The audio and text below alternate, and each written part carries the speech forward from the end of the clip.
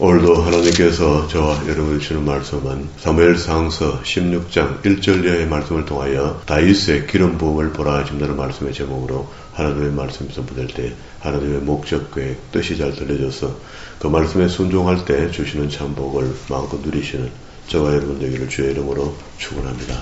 지난 시간에 사울이 아말렉 전쟁에서 자기 마음대로 하고 불순종하는 그런 태도를 보게 되면서 본격적으로 하나님께서 왕위를 없이 하지는 않고 다음 사람을 예선해서 왕위를 기름 부어 넘기겠다. 하나님의 계획은 그렇습니다. 그러면은 두 번째 왕이 될 사람이 우리가 잘 아는 대로 다윗이잖아요. 이제 한 사람이 하나님의 구애하신다라고 하면서 사울이 왕되었던 것에 대한 어려움을 설명했죠. 그리고 난 뒤에 시간이 좀 갔습니다. 그래도 하나님께서 함께 하시고 전쟁도 이기게 하시고 이렇게 하는데 그렇다고 본다면은 사울에게 여간의 시간들이 좀 있었던 것 같아요. 여분이 좀 있었던 것 같다.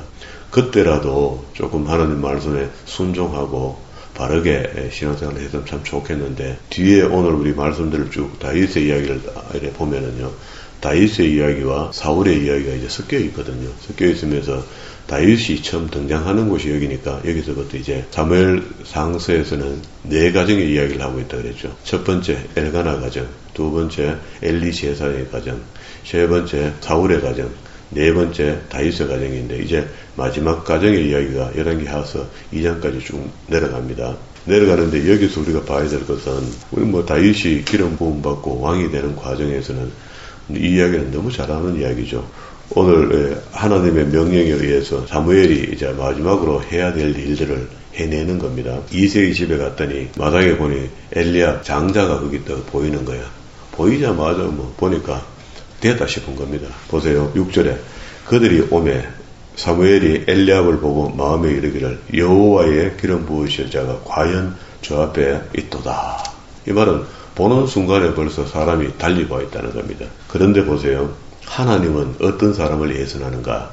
어떤 사람을 하나님의 일꾼으로 쓰는가? 여호와께서 사무엘에게 이르시되 그의 용모와 키를 보지 말라. 내가 이미 그를 버렸노라. 용모 좋고 키 큰 사람 누구예요? 앞에 사울왕이잖아요. 그런 사람을 엘리압같이 또 잘생긴 사람을 하나님께서 뽑으셨구나 하는 그런 안도가 있을 때 하나님의 음성이 들린 겁니다. 내가 보는 것은 사람과 같이 아니하니 사람은 외모를 보거니와 나 여호와는 중심을 보느니라 하시느니라. 하나님이 하나님의 일꾼을 택할 때 껍질이 번지르한 사람을 정하는 것이 아니고 그 사람의 중심을 본다. 그렇다고 해서 못생긴 사람만 위주로 뽑는다 그런 거 아닙니다. 잘생겼고 마음도 중심도 확실하면 더 좋겠죠. 그렇게 해서 이 이새의 집에 사무엘이 내려가서 이새에게 물어보니까 자기 아들들이 8명이 있대요. 8명을 전부 다 불러서 나한테 선보여봐라. 하나님이 하실 말씀이 있단다. 이렇게 하니까 이새가 자기 아들들을 사무엘 앞에 다 불렀죠. 불러서 두 번째 8절에 아비나답, 9절에 이새가 또 산마로, 그러면서 10절에 이새가 그 아들 7을 다 사무엘 앞으로 지나가게 하나 사무엘이 이새에게 이르되 여호와께서 이들을 택하지 아니하였다 한다. 속이는 거 있나 나한테? 이렇게 물었겠습니까? 그랬더니 막내가 하나 있긴 있다. 있는데 그는 볼 것도 없다. 사람의 눈에는 볼 것도 없는데 하나님은 그를 예선했다는 거 아닙니까? 11절 중간에 막내가 남았는데 그는 양을 지키니다. 그래서 12절에 이에 사람을 보내 그를 데려오매 그의 빛이 붉고 눈이 빼어나고 얼굴이 아름답더라. 여호와께서 이르시되 이가 그니 일어나 기름을 부으라 하는지라. 사무엘이 기름 부을 병을 가져다가 그의 형제 중에서 그에게 부었더니 이날 이후로 다윗이 여호와의 영에게 크게 감동한다죠.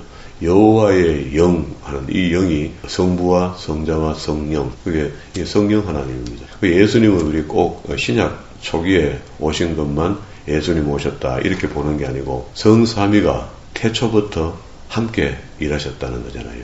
그래서 하나님 성부의 시대에 하나님이 바스프레임 모든 구원의 과정을 계획하시고 그 계획을 예수님께서 성자 하나님이 그걸 이루시고 그리고 그 이루어 놓으신 것 십자가의 죽으심을 통하여 죽음에서 부활하는 과정 그리고 또 성천하셔서 재림 때까지 이제 보혜사 성령을 보내주셨는데 그 보혜사가 오늘 여호와의 영이란 말이죠. 그러니까 이 보혜사 성령 하나님 이렇게 하면 이제 성부와 성자와 성령인데 성령님 오셔서 무슨 일을 하는가? 성령의 시대에 성령께서 오셨단 말이잖아요. 그리고 사도행전 2장에서 마가의 다락방에서 성령이 임하는 것을 보여준 거지. 이미 태초 전부터 성부 하나님, 성자 하나님, 성령 하나님께서 함께 일하시고 계신다. 그런 이야기입니다. 그러면은 마지막에 성령 하나님께서는 앞에 성부와 성자가 하신 일에 다음에 세 번째로 오셔서 무슨 일을 하셨는가? 앞에 하신 일을 보존시키신다. 보존하고 계신다는 거다. 유효하도록 주님 오실 때까지. 그러면 이제 그때는 이런 식으로 임하였고 지금은 우리가 사도행전 2장 이후부터는 그분이 오셔서 우리가 예수 믿는 사람들에게 내주하시면서 우리와 동행하시는 거죠. 그러면서 하나님의 말씀에 순종할 수 있도록 도와주시고 또 말씀을 배우게 하시고 또 가르치게 하시고 듣게 하시고 행하게 하시고 이런 일들을 계속 하는 거죠. 자, 그럼 영에게 감동되니라. 그럼 자, 다윗은 이제 성령에 감동되고 있는 이 과정을 통해서 반대편에 하나 누굽니까? 사울의 모양이 이제 나타나야 되겠죠. 사울은 분위기가 이렇습니다. 여호와의 영이 사울에게서 떠나고 여호와께서 부리시는 악령이 그를 번뇌케 하는지라. 여호와의 부리시는 악령이라 했습니다. 그래서 보세요. 천지, 하늘과 땅 아래 어떤 세력이라도 그 세력은 다 하나님의 관장 아래에 있다는 겁니다. 그래서 우리가 잘 아는 대로 요한계시록 12장에서 하늘에 전쟁이 일어났다는 사실을 우리가 기록하고 있잖아요. 미가엘이 전쟁을 일으키고 그리고 하늘의 천사 3분의 1을 데리고 땅으로 내려왔다 그랬죠. 그래서 땅의 건설을 잡고 있는데 땅의 건설을 잡고 있는 그들의 무리가 하는 일이 사람 쪽에서 봤을 때는 귀신이에요, 귀신. 귀신의 영들로 변하여 보이지는 않지만은 우리한테 계속 역사하는데 그들은 육신이었기 때문에 타락한 천사들이 육신이 없으니까 사람 속에 들어와서 역사하는 겁니다. 그렇게 해서 하나님을 믿지 못하게 하고 그리고 또 무슨 종교를 가진다 하면은 절하게 하는 겁니다. 그래서 하나님이 천지 창조하실 때 사람을 하나님의 형상으로 지으셨는데 그 형상이 자기에게 절하는 모양을 보고 싶어 하는 겁니다. 왜? 지난번에 하늘에서 천사와 싸우다가 졌거든요. 져서 땅에 이제 권세를 잡고 땅에서 군림하고 살고 있으니 그럼 하나님 그 땅에 내려올 때가 다 죽여버리지 그 말고 살려놓습니까? 이런 질문이 우리 생기잖아요. 그 악한 것들도 우리를 위하여 살려뒀다는 겁니다. 지금 그렇죠. 여기 영이 사울에게서 떠나고 하나님의 영이 한 사람에게서 떠났다는 것은 지난번에 사울이 기름 부음 받을 때 영이 임하였다는 거잖아요. 그래서 영이 단순해서 개수가 있어서 모자라서 이 사람한테 들어갔다 나오고 저 사람한테 들어갔다 나오고 그런 거 아니죠. 하나님의 성신이 우리 각자에게 지금도 다 임하고 있잖아요. 임하고 있는데 그와 함께 일하시나 안 하시나. 그럼 그가 나를 통해서 일하시려면 내가 나라는 몸이 그에게 순종해줘야 되는 거죠. 이 영적인 교류가 정확해야 되는 겁니다. 사울을 떠나고 여호와께서 부리시는 악령이 그로 번뇌했다. 그래서 사울에게 들어가서 헷갈리게 만든다는 거예요. 자꾸. 그렇다고 해서 사람이 갑자기 미쳐가 뭐 이상하게 되는 것도 아니고요. 하는 짓이 전부 다 하나님 싫어하는 일만 하는 겁니다. 앞에서 지난 시간에 우리 아말렉과 전쟁하고 난 뒤에 하나님 하지 말라 하는 거 싫어하는 거 골라가지고 다 했죠. 기념비 씌우고 아각을 갖다가 포로로 잡아오고 그리고 자기를 어깨를 높이려 했던 거잖아요. 그런 식으로 하나님 하지 말고 생명 있는 것은 다 죽여라 했으면 다 죽여야 되는 겁니다. 잔인한 것 같아도 그냥 순종해야 되는 겁니다. 이게 우리가 생각했을 때 성경이 너무하다 싶은 이런 장면이 있더라도 그게 성경이 너무한 게 아니고 성경의 기록대로 우리는 그냥 순종할 따름입니다. 그냥 순종하고 말아야 되지. 순종하지 못하면 믿음이 없는 거잖아요. 근데 이게 사울이 이제 그 경우에 걸린 거죠. 그러면 하나님은 다윗을 내선하고 다윗에게 기름을 붓는 순간에 하나님의 정신이 사울에게서 떠나고 다시 이제 그 안에 빈자리에 뭐가 들어갔습니다. 뭐가 들어간 게 아니고 이미 역사하고 있었겠죠. 있었던 악령이 이를 어렵게 만듭니다. 사울의 신하들이 그에게 이르되 보소서 하나님께서 부르시는 악령이 왕을 번뇌케 하온즉 원컨대 우리 주께서는 당신 앞에서 모시는 신하들에게 명령하여 수금을 잘 타는 사람을 구하게 하소서.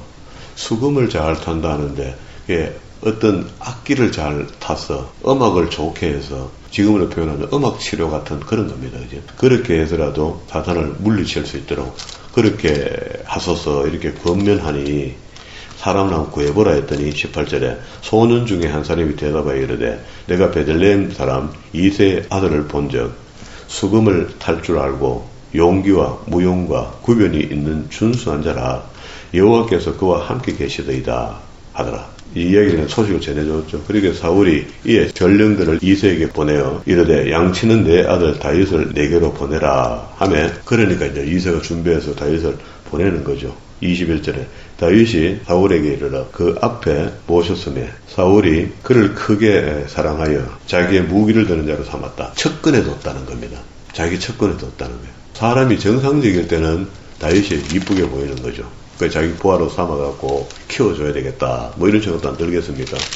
그런데 이제 악령이 들어가면 이제 곤란하죠. 딴짓을 하게 되는 겁니다. 그렇게 해서 사울과 다윗이 역사 속에서 만나서 이제 하나는 죽이려고 따라가고 하나는 하나님의 기름 부으신 하나님의 종이라고 믿고 있는 사울을 자기 손으로 피를 묻히지 않겠다는 겁니다. 죽이지 않겠다고 도망가는 겁니다. 이게 이제 하나님의 사람과 성령이 떠난 사람의 차이다. 그리고 23절에 하나님께서 부르시는 악령이 사울에게 이를 때 다윗이 수금을 들고 와서 손으로 탄즉 사울이 상쾌하여 나았고 악령이 그에게서 떠나니라. 물론 음악 치료가 이거하고 똑같다는 이야기는 아닙니다. 다윗에게 하나님의 성신이 임하게 되니까 그가 이미 평소에 양을 치면서 사용했던 악기의 소리가 그걸 통해서 하나님께서 잠시 악령이 설치지 못하도록 도와줬겠죠. 그런 거 아니겠습니까?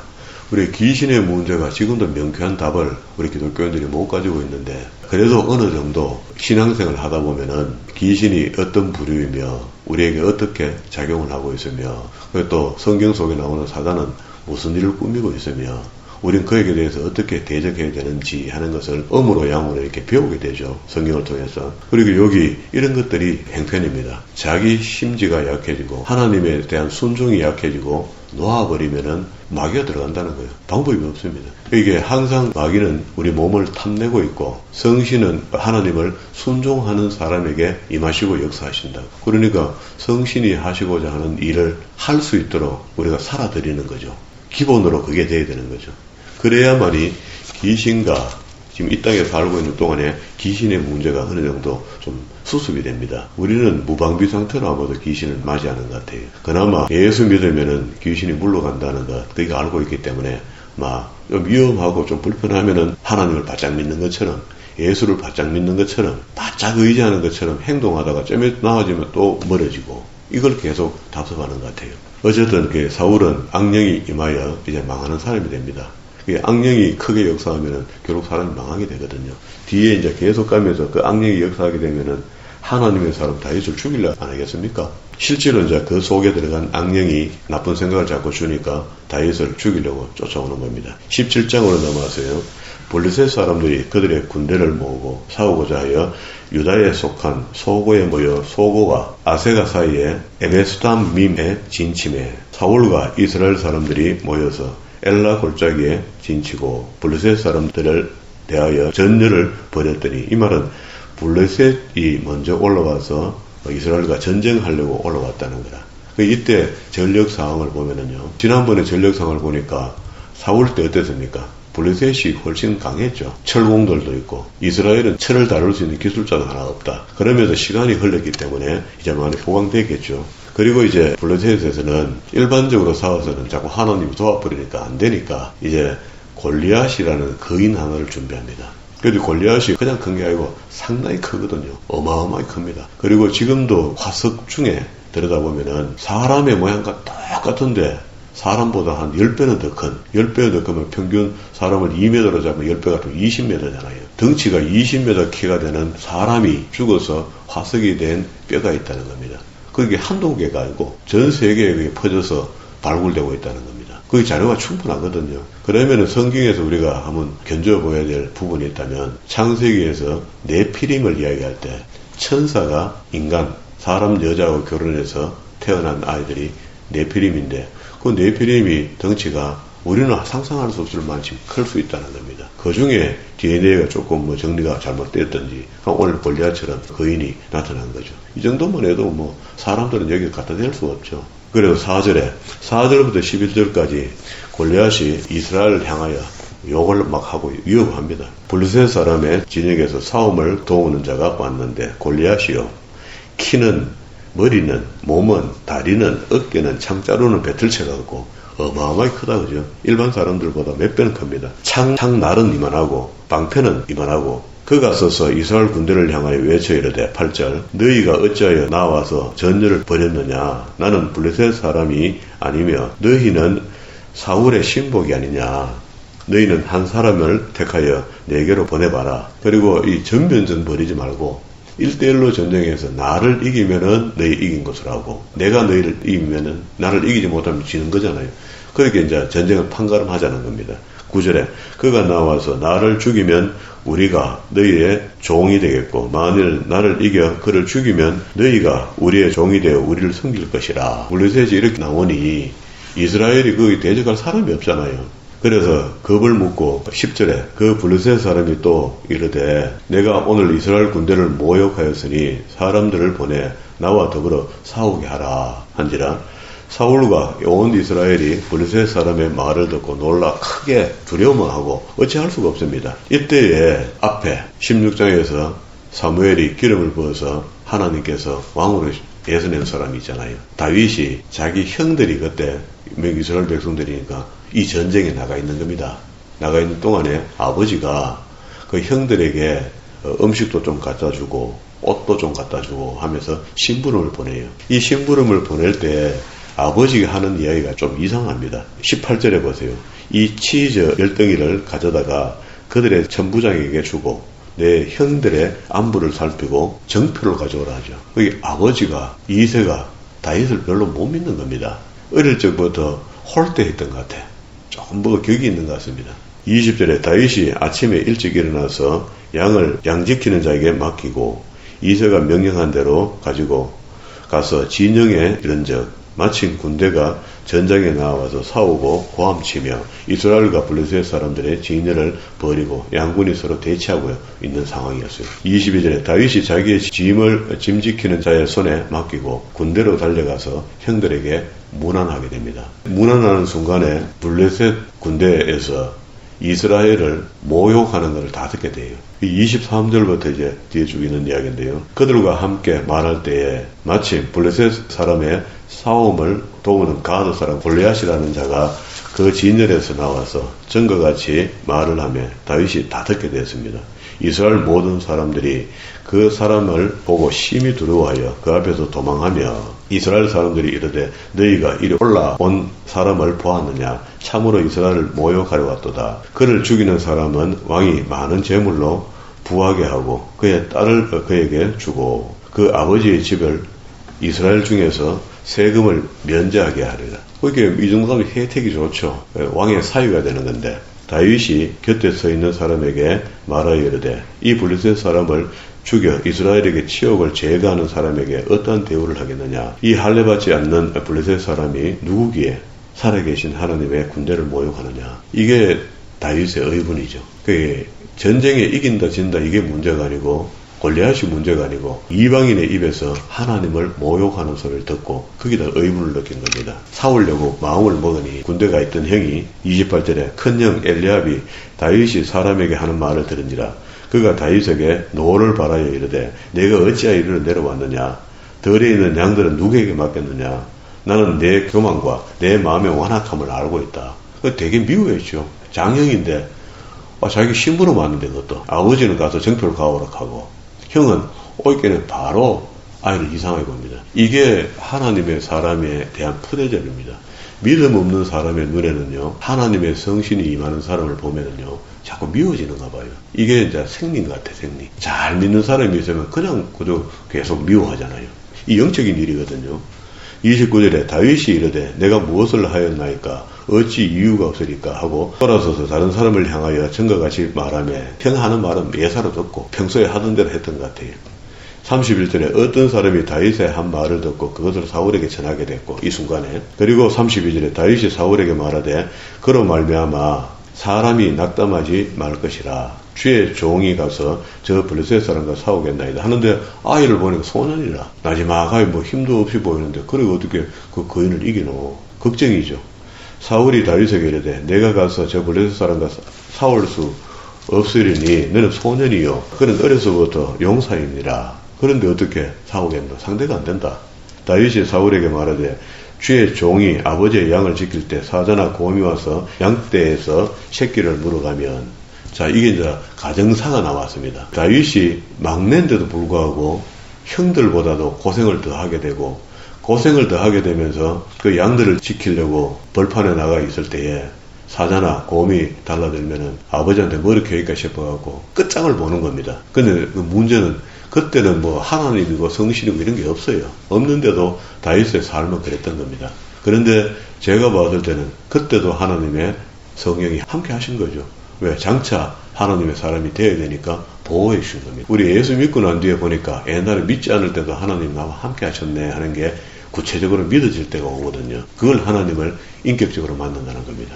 자, 그렇게 해서 35절에 내가 따라가서 그것을 치고 그 입에 새끼를 건져내었고 그것이 일어나 나를 해하고자 하면 내가 그 수염을 잡고 그것을 쳐주겠다. 사자를 손으로 맨손으로 죽였다는 거예요. 주의 종이 사자와 곰도 쳤은즉 살아계시는 하나님의 군대를 모여가는 할례받지 않는 블레셋 사람이니까 그가 그 짐승에 하나같이 되리이다. 내가 짐승을 때려 눕힌 것처럼 블레셋 사람 저거 골리앗도 내가 눕을 수 있습니다. 또 다윗이 이르되 세 번째 이야기합니다.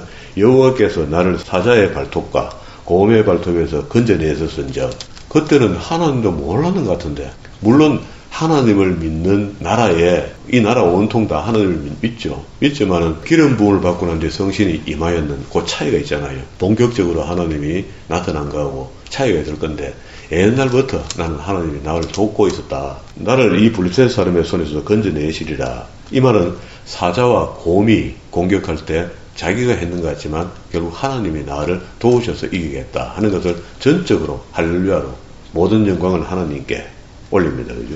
38절입니다. 이에 사울이 자기 군복을 다윗에게 입혀 노투구를 갑옷을 또 입히고 칼을 긴 칼 그거 하나밖에 없는 칼을 그거 슈가 입어보니까 아가 옷에 잠기는 거야. 그래서 익숙하지 못하니까 그걸 다 내려놓고 다시 40절에 손에 막대기를 가지고 시내에서 끌어온 돌 5개를 골라서 자기 목자의 제구 곧 주머니에 넣고 손에 물매를 가지고 블레셋 사람으로 나아가는데, 그래서 이런 일이 있으니까 그 믿음 없는 사람들이 이야기하기를 어떻게 골리앗을 소년 다윗이 이기노? 그걸 어떻게 믿으란 말이고, 그래 성경이 소설이다 하고 또 계몽주의자들이 꿈깨라 꿈깨하고 이렇게 이야기하니, 지금 그 창조과학회라는 믿음 좋은 사람들이 모여있는 회가 있거든요.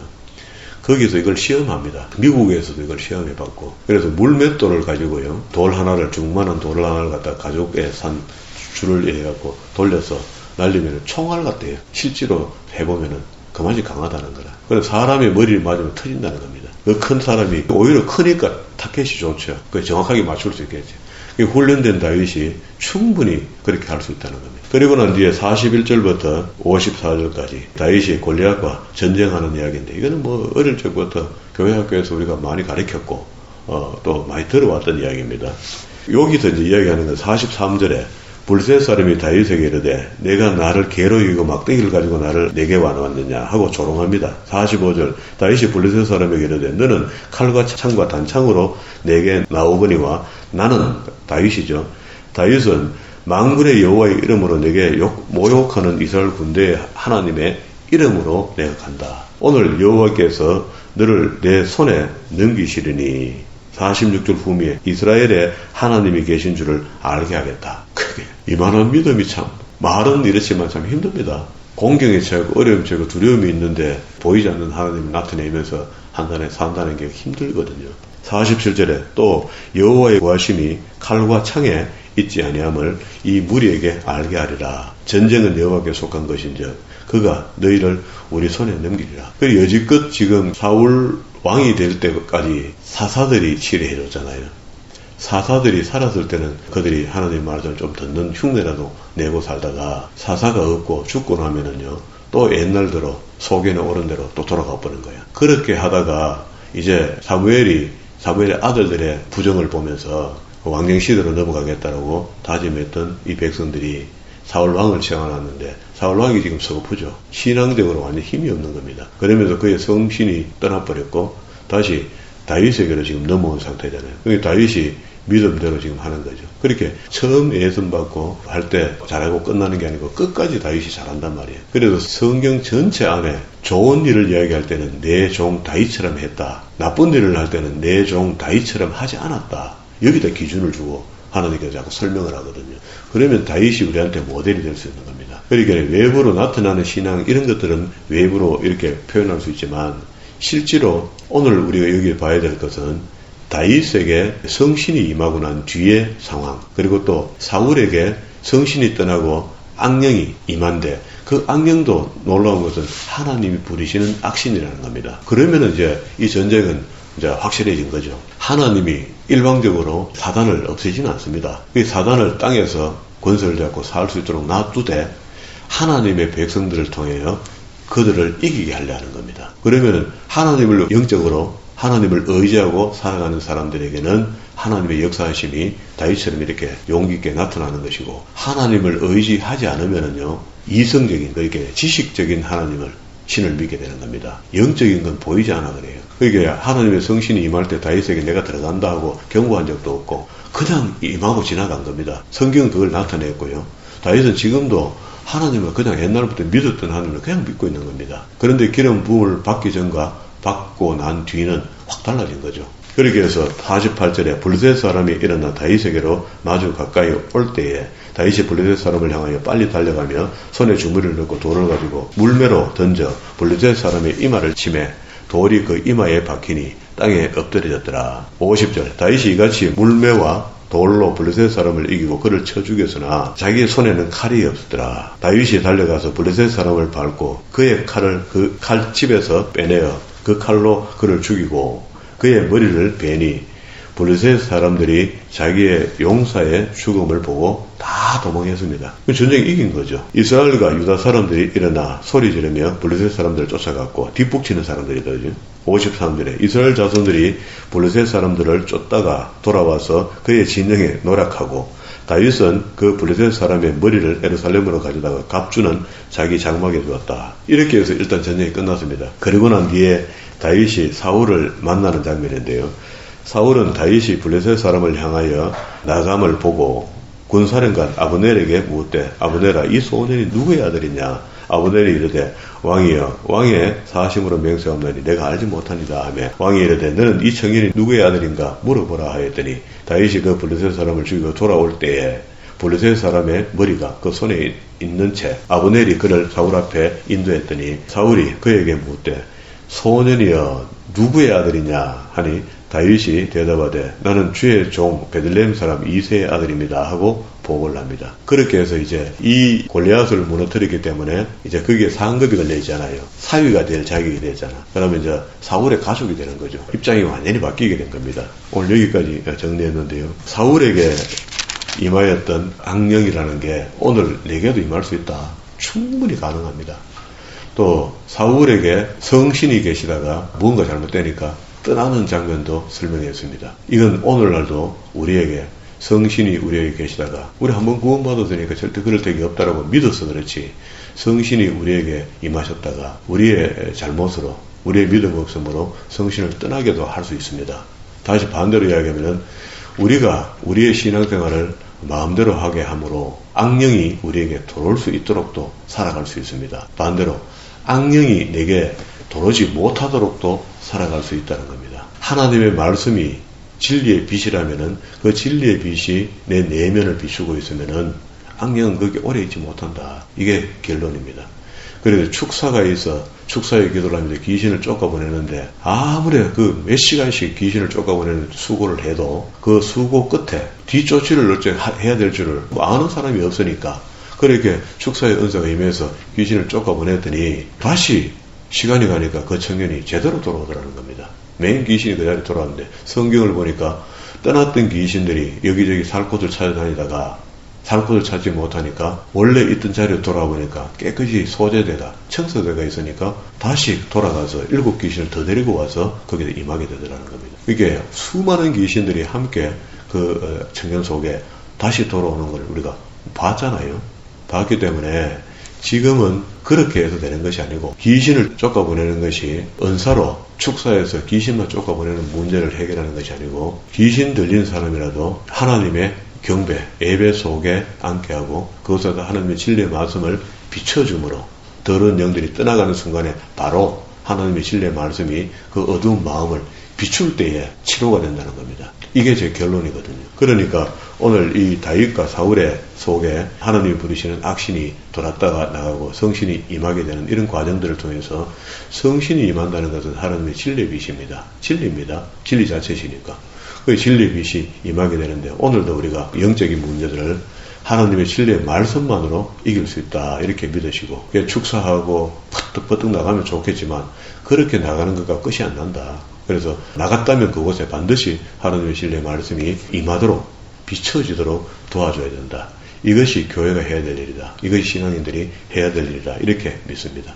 이런 것들이 잘 숙지되어서 우리가 사단에게 악령에게 고통받는 그리스찬이 생겨나지 않도록 주의 종들과 또 그리스도의 몸된 교회가 애쓰고 힘써 나갈 때에 조금 더 우리 주님의 심판이 연장되지 않겠습니까? 구원받을 사람 구원받아야지 재림이 오거든요. 그때까지 애써 힘쓰고 나아가는 저와 여러분 되기를 주의 이름으로 축복합니다.